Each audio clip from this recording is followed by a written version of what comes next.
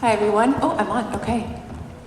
All right, so tonight, well, first of all, I'm Kimberly Daya. I am the host of the Humanity Unlocked podcast, and I am here tonight to talk to you all about the topic of judgment. But actually what we're going to be talking about is a special brand of judgment, and it's one that we see appear most often when we're witnessing somebody who is going through a painful situation, seemingly by choice. But before I dive into what that brand is, let me just give you a few examples of what I mean when I say the words by choice. So, example number one is, you know what, hold on.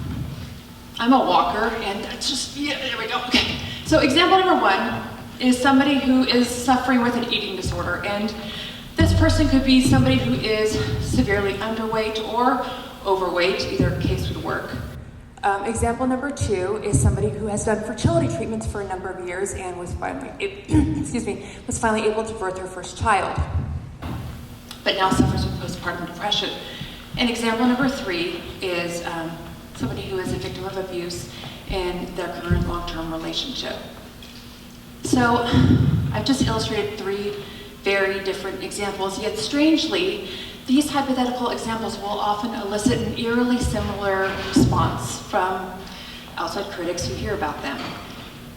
And it usually goes something like this. So why can't they just diet and exercise? I swear, like, have some self-control. Or for the opposite example, I can see her ribs. Someone needs to tell her to eat a cheeseburger. So she's wanted a baby for 5 years, and now she has one. And now she's saying she's depressed? Okay, what happened to the I want to be a mom more than anything? If she's in an abusive relationship, it cannot be as bad as she says it is, because why wouldn't she just leave? If it was that bad, she'd be gone, I'd be gone. And by the way, they were all over each other when I saw them yesterday. Okay, so judgment, yes. I mean, humans, we love to judge other humans, and that part really isn't news. What I've just described is one step beyond judgment, and arguably it can feel even worse. It is the oversimplification of an issue. It is the assumption that if we were in that person's shoes, we would somehow know better, or do better, or know how to do better. And maybe some of us would, but have we ever stopped to ask ourselves why? Why is it that some of us know and some don't? For starters, there is such a wide variety of factors that can and often will affect our ability to make sound, healthy decisions for ourselves. Factors like our upbringing, our environment, our socioeconomic status, our physical and mental health, the people in our lives, so our family and friends. Which brings me to a quote, maybe some of you guys have heard it by Maya Angelou, and it is, when you know better, you do better. And I started trying to unpack what I think this quote might mean, and I was looking for an example in my own life to share with you, and this is the one I came up with. So, I was married young, not because we were pregnant or religious or anything like that, but I met my first husband when I was 16, we got married at 20, and we were divorced by 24.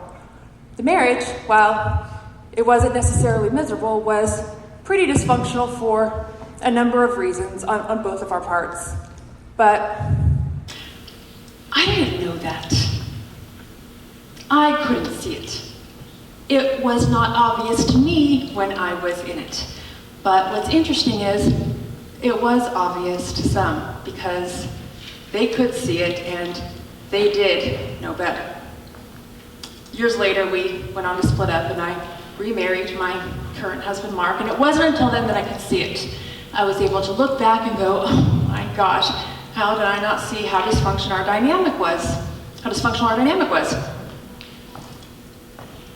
Sometimes, when we're in it, we can't see it. And nobody can force us to see it until later when our frame of reference shifts and we are given the gift of hindsight. Sometimes we can see it when we're in it, but maybe the path out is a little bit less clear, or maybe it's clear, but maybe attached to that path is a lot of fear, pride, uncertainty, a lack of resources, a lack of education, maybe a lack of support. Tonight, I'm actually not talking to the ones who are struggling. I'm talking to those of us who judge the struggle based on an oversimplified idea that our behavior around our pain determines the legitimacy of it. When we judge a person or oversimplify a situation, we tend to do so from our own frame of reference. And for whatever reason, we also think that everyone else has the same one to work with that we do, which, across the board would just be impossible. To illustrate this, I'm going to give you a fictitious example.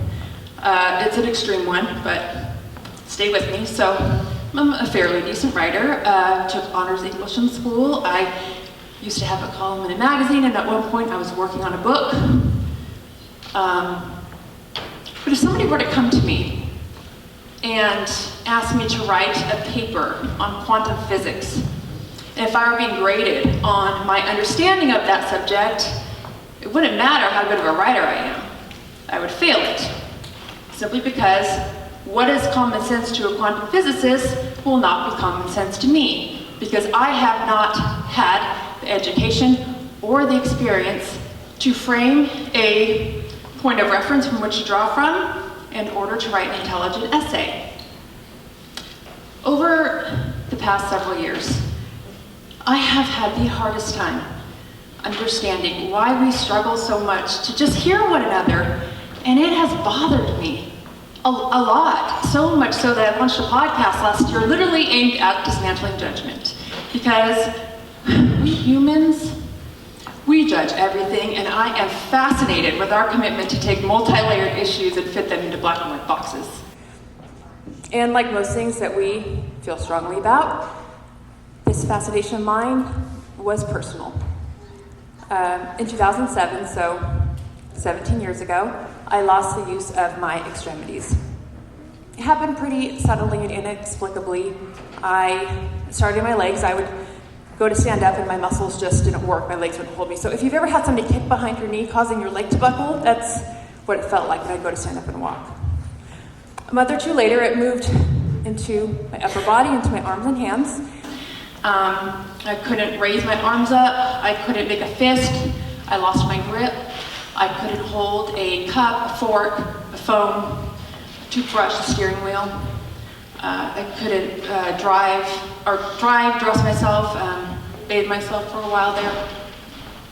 Anyway, so this went on for a number of years, and there was good days and bad days, good years and bad years. And for me, during my periods of remission, when I was feeling well, it was like that saying, all gas and no brakes. So when I was doing well, I would make a ton of plans, and like a car that doesn't hit the brakes on time, I would crash for days, weeks, and months in some cases.